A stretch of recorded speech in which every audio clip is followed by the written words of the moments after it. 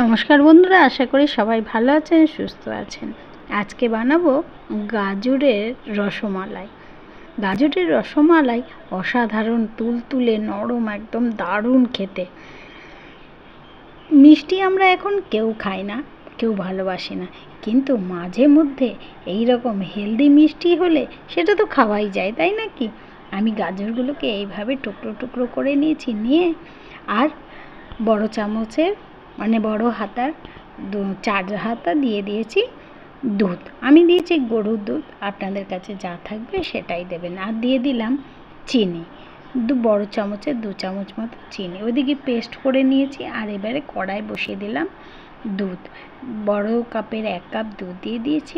আর এই যে পেস্ট করেছি যেটা গাজরের ব্যাটারটা, সেটাকে দিয়ে দিলাম। এবার ফুটে গেলেই দিয়ে দেব একটুখানি এলাচ গুঁড়ি করে, ছোট এলাচকে গুঁড়ো করে দিয়ে দিলাম। এবার ভালো করে নাড়াচাড়া করলে যেই ফুটে উঠবে বা বলক উঠবে, তখন দিয়ে দেব বড় চামচের 1 চামচ সুজি।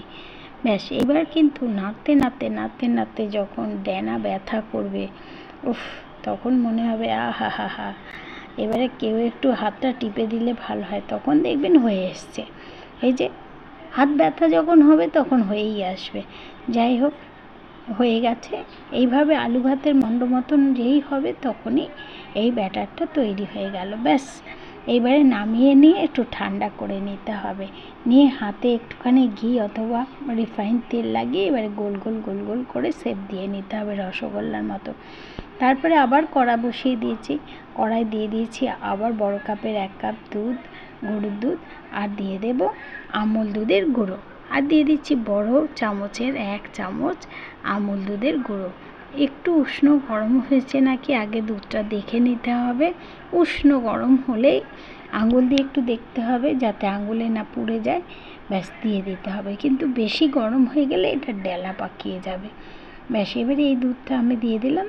দিয়ে এবার ভালো করে নেড়ে চেড়ে ফুটে যখন একটু জলটা শুকিয়ে যাবে বা একটু ঘনত্ব হবে, তখন দিয়ে দিচ্ছি একটুখানি গোলাপ জল।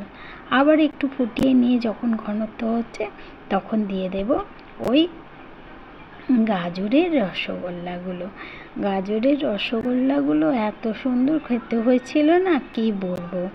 বেশ অসাধারণ নরম তুলতুলে একদম।